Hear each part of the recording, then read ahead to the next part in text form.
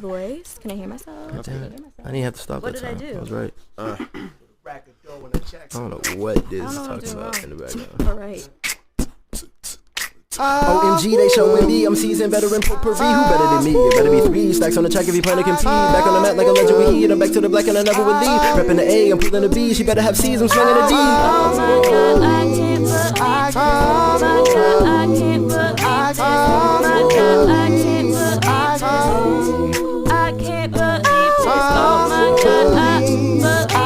Oh my God, I can't believe this. Oh my God, I believe this. I can't believe this. I don't like the last one, but Let's see how that sounds. For Teddy Hughes!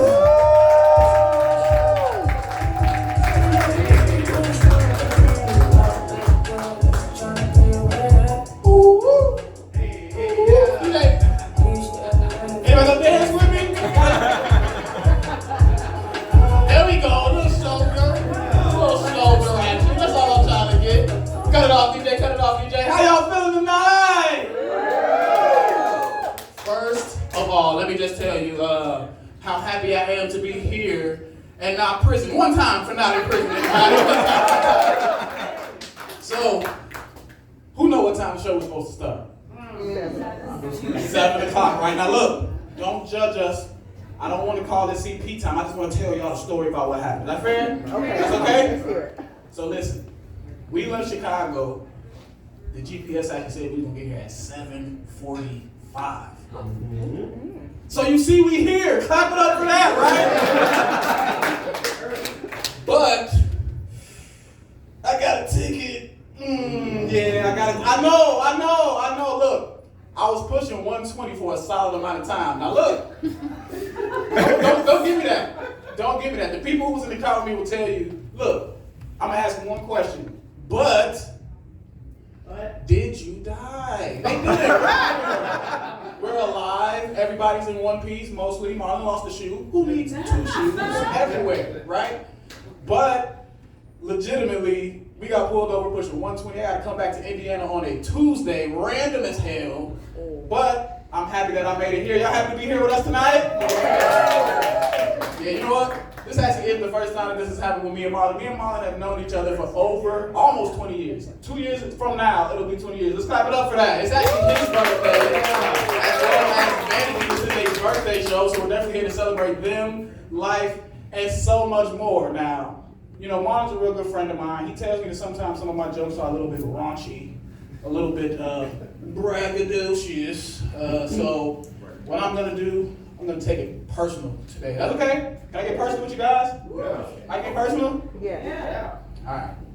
I don't know, man. I'm getting deep. The topics up here are gonna get real penetrating. Are y'all ready for this? Yeah. All right, man.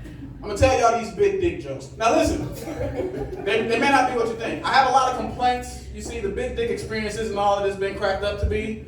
Now, I know I'm gonna split the room between big dicks and little dicks. Little dicks, though, please feel free to fake a laugh. Like, nobody will know that is you if you just chuckle along the whole time. And, like, I know women, y'all gonna be working the whole time to fix your face if you're sitting next to him and he laughing too hard.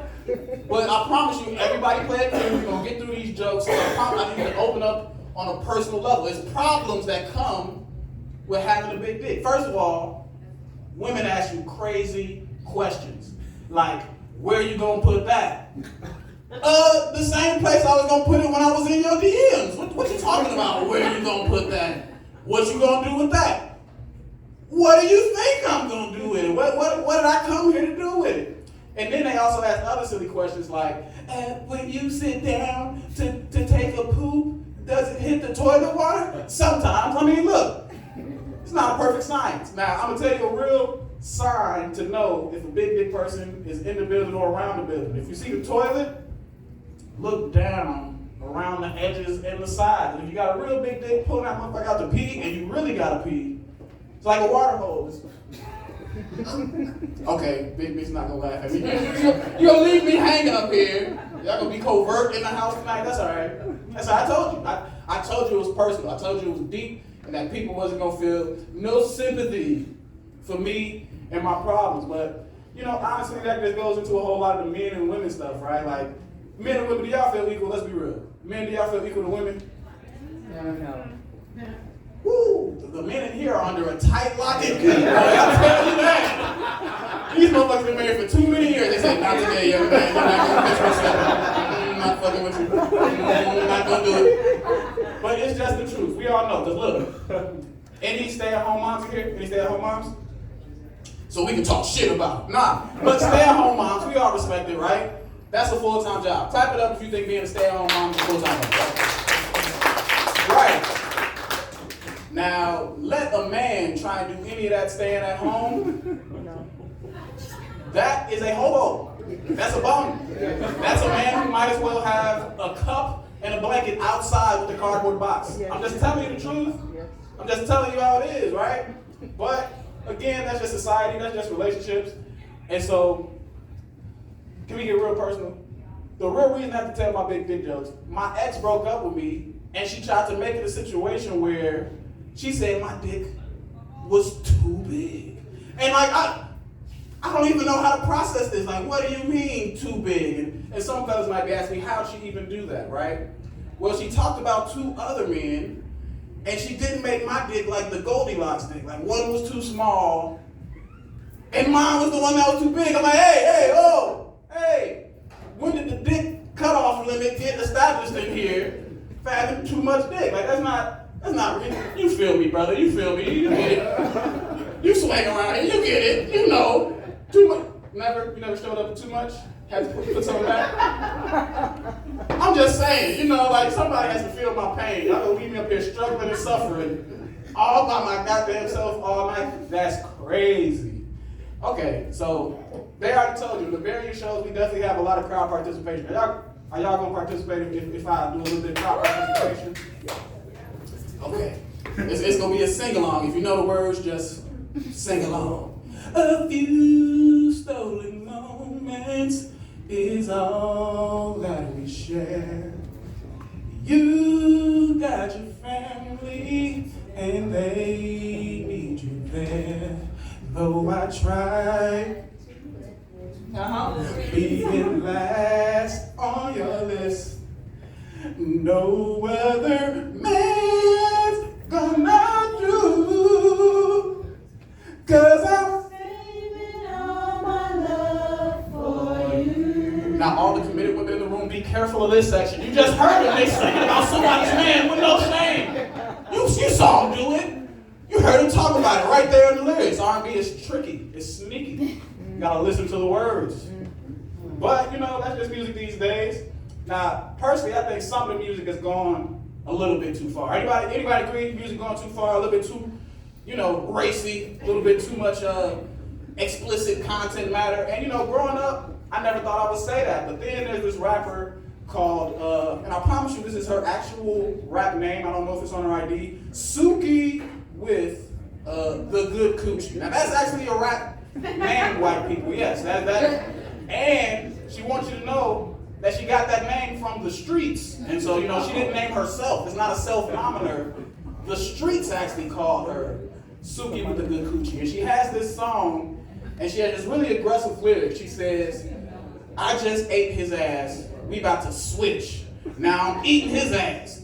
Eating his ass. Eating the nigga's ass. She said it 3 times. It was very aggressive. It was very racing. I had to clutch my pearls. So, you know, my tiger's eyes still had to clutch them. You know, back in my day, music was a bit more subtle, you know? Artists gave you a little bit more mystery, you know? In my day, we had good artists like Ludacris. He said things like, I wanna lick you from your head to your toes. Nobody knew what he licked between the head and the toes. It was mystery. It was subtlety. That's when music was good. You get it, you know? They don't make them like they used to anymore. But, you know, honestly, I'm gonna tell you, especially with the men and women thing, men are just afraid to seem a little bit too feminine, right? These days you gotta be the alpha male. Any beta men in the room? Beta, sigma men? No? All alpha males, you see? Nobody identified as anything else in the entire room. You have to be too tough in order to be a man. And so I'm here to let you guys know, y'all gotta let go of that. You gotta find some ways to be soft, fellas. Man, let me tell you, Just this week, I had a woman treat me like a very bad bitch, and I loved it. And I do it again. I wanted to be tough. She called me and she said, "Hey, I'm downtown. Drop everything you're doing right now and come on." I'm like, "Man, I don't know. I guess I'll pay for everything." I said, "Where are you? I mean, how long are we gonna spend? I don't know." Left with 2 Long Islands, lamb, and a hoodie. Fellas, give in to your soft side. It's okay. It's okay. But again, I know the music be throwing you off. It's zesty people in music too, right? One of my favorite artists, Neo, had to raise an eye. Think about maybe he's suspect, right? That's what it is. Straight men don't want to be suspects. And he had this song. He said, "She makes the hairs on the back of my neck stand up." But then I looked at him, he was bald. I was like, he ain't got no hair. Suspect. It's zesty, right? It's a little like, what you talking about, brother? What you talking about here, right? But I'm telling you, fellas, if you really want to know what it is that you need to lean into your feminine energy, cuddling. Come on now, I don't need no claps for that. All y'all too tough to cuddle. Ain't no cuddling in the room. Now look, I'm gonna tell you the truth, man. Ain't nothing like that little spoon life. It's nothing like it, fellas. But you do gotta be careful. I'm here to let you know, yes, embrace your feminine side, but not too much. I'm gonna tell you what happened to me last time I got caught up in the little spoon world, okay? So I'm here, right? I'm comfortable, I'm relaxed, I'm enjoying myself. It's so magical, I almost gave Gryffindor 10 points, I promise you. Okay, so some people read and watch movies. I didn't know if y'all was gonna get that. So I'm finna go to sleep, and I'm like, you know what?